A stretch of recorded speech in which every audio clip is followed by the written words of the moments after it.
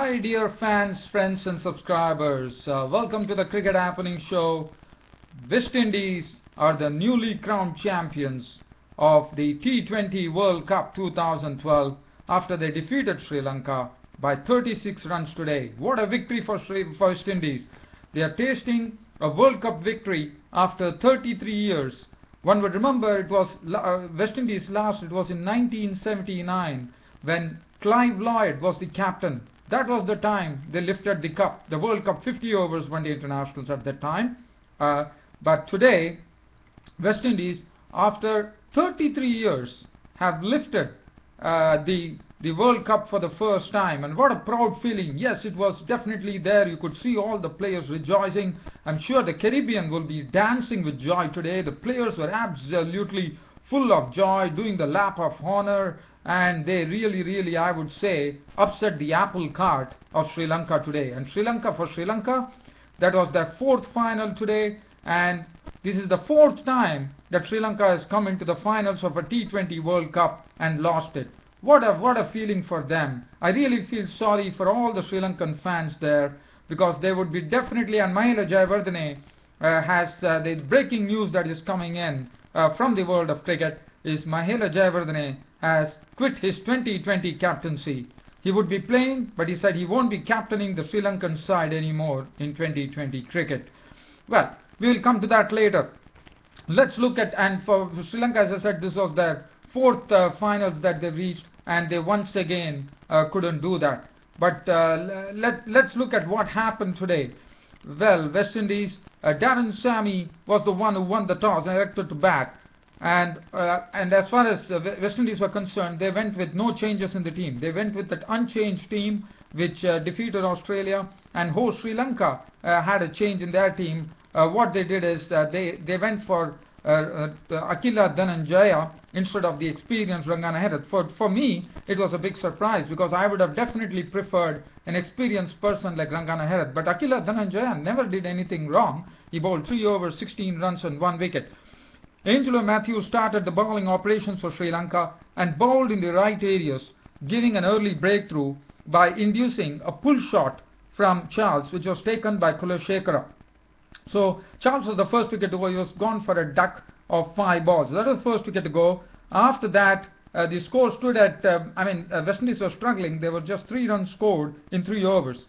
Gale was also kept quiet with a lot of good bounce available, and the bowlers were using it very well. And Chris Gale, prize wicket, was taken by Jivanta Mendes. Now, Chris Gale's wicket was a very big wicket. Jivanta Mendes had him actually trapped him. It was Ajanta Mendes, who trapped him LBW for 3 of just 15 balls. After that, it was birthday boy Dwayne Bravo, and what a feeling for birthday boy Dwayne Bravo. He said that he would be, he wanted to be in the final. He had told the West Indies team that it was his birthday on that particular day when the World 2020 finals would be played, and if West Indies come into the final, he will throw a great party. Well, West Indies are definitely partying, there is no doubt about it. They would be partying the whole night today. Champagne bottles are going to flow. The champagne is going to be uncorked for sure. Birthday boy Dwayne Bravo, who turned 29 today, replaced them, and the Sri Lankan bowlers were doing a wonderful job, allowing only 14 runs in the power play for the loss of 2 wickets. Only 1-4 was hit in the power play. So that gives you an indication as to how tight the Sri Lankan bowling was. The Sri Lankan fielding after the power play also was very tight, saving lots of boundaries. Halfway stage, at 32 for 2 after 10 overs, Bravo and Samuels were struggling against the Sri Lankan spin bowlers. Finally, the shackles were broken, with Bravo slamming a 6 into the stands of Akila Dhananjaya. A marvellous 6 by Samuels of Malinga, to me, was the best shot of the day, and a good flick of his wrist over mid-wicket. What a shot that was. As I said, it was the shot of the day. And that was followed by an imperious drive or more, whatever you call it, over extra cover for a 6. And that was Lasith Malinga getting the treatment. There was more to follow for Lasith Malinga, which I'll talk about. The third 6 was bunted down the ground by Samuels, and West Indies was 69 for 2 after 13 overs, and some life was injected into the game by Marlon Samuels. Now, that was the time when Mendes came in and dismissed Darren Bravo. He was LBW for 19 of just 19 deliveries. Kieron Pollard joined Samuels, who Samuels brought up his 50 by depositing Jivanta Mendes for a 6. 87 for 3 after 15 overs at that time for the West Indies.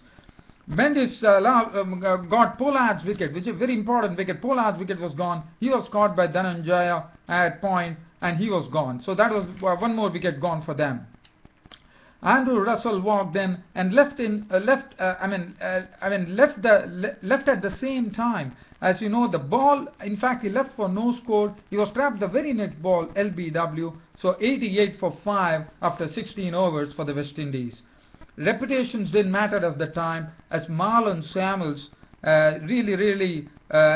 what he did is he hit the best bowler in 2020 cricket, Lasith Malinga, for the biggest 6 of the T20 World Cup by hitting Malinga for 2 sixes in the over, and that shot that he hit was the biggest 6 of the tournament. It went 108 meters. What a shot it was.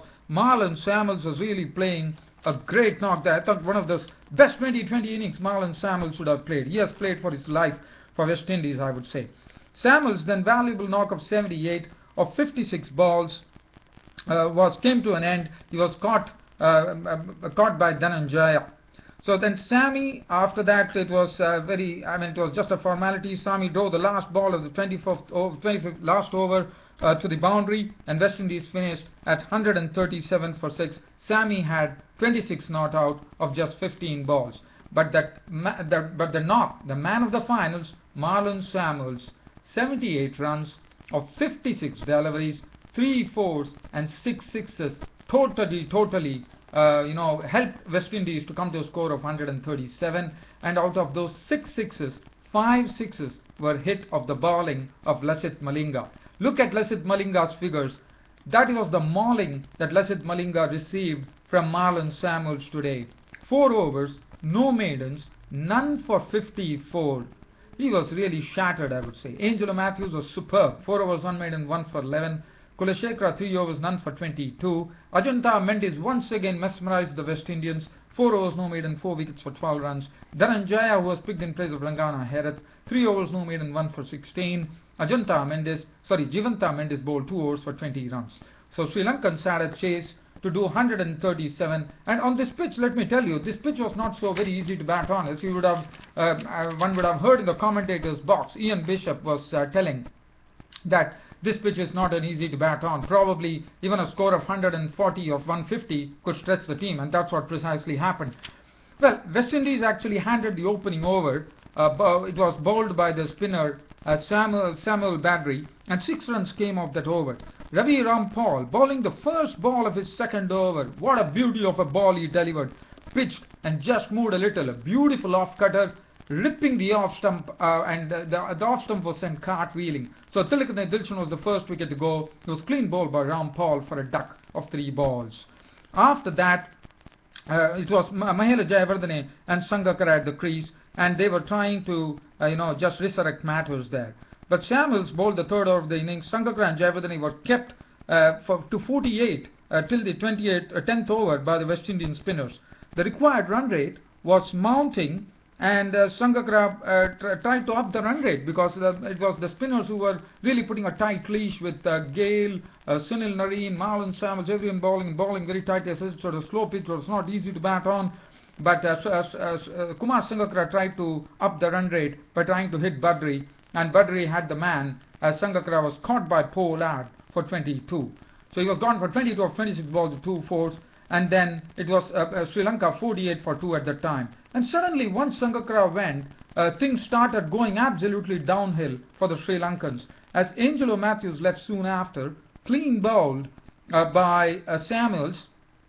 For 1, he was actually attempting a paddle sweep, missed it, he was gone, and Sri Lankans were 51 for 3, and suddenly it became 60 for 4 when Mahela Jayawardene, most important wicket I thought. He normally is very good with his reverse sweep. Today he tried to reverse sweep Sunil Narine, but what he could do was he actually gave a catch to Sammy, and he was gone. So that was a big wicket. Mahela Jayawardene was caught. Sammy bowled Narine for 33 of 36 balls with 2 fours. But still hope was there, 60 for 4 in the 13th over.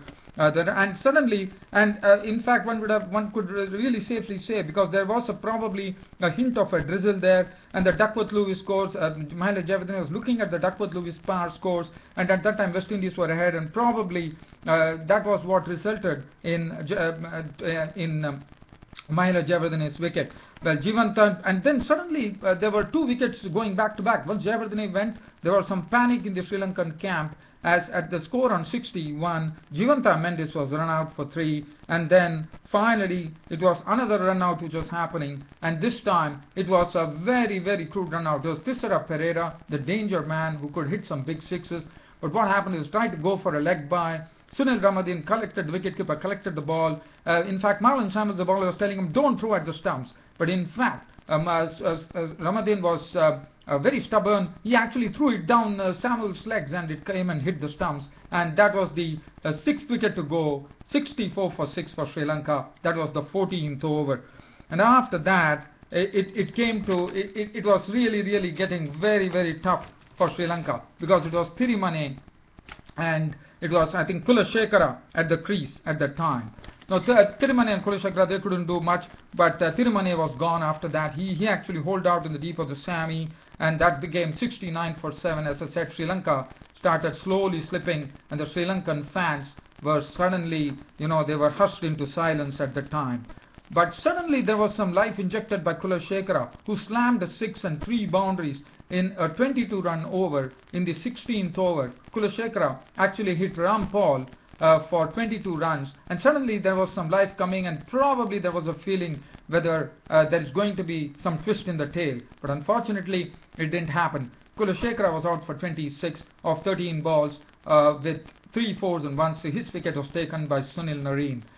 And then it was mere formality. Ajanta Mendes fell to Samuels for 1.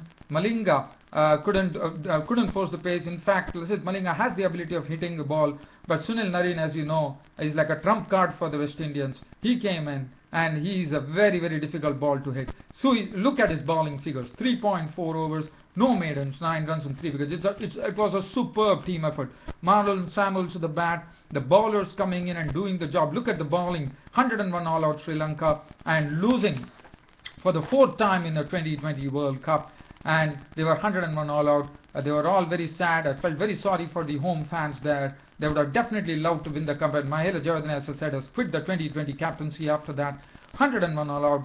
And West Indies winning by 36 runs after 33 years. What a proud moment for them. 1979 was the last time they lifted a World Cup. And Darren Sammy, the captain, came on a mission. He accomplished it. He said, one man, one team, one people, one mission. Yes, mission accomplished. Darren Sammy of the West Indies holding aloft the World Cup T20 2012. Congratulations to the West Indian team, and probably is an harbinger of greater things to come for West Indies. West Indies once upon a time ruled the international cricket, and now the West Indies can once again come back into the other formats too, as far as the 50 overs one day international test matches is concerned.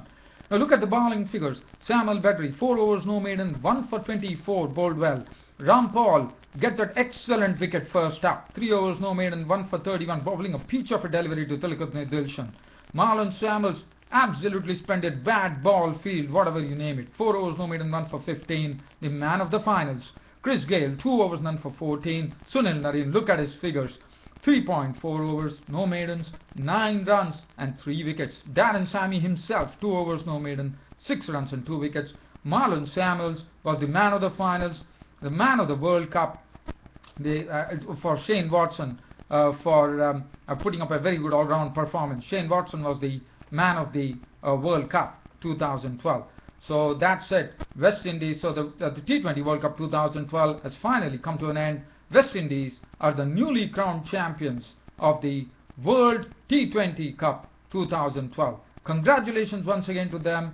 Darren Sammy and the West Indian boys have a great party, uncork those champagne bottles and have great lots of fun and excitement. Let the fun begin. I'm sure the fun is going to go all through the night, and the West Indians are having a ball. I am sure the Caribbean community in the West Indies is rejoicing. Thank you. I'll see you all tomorrow.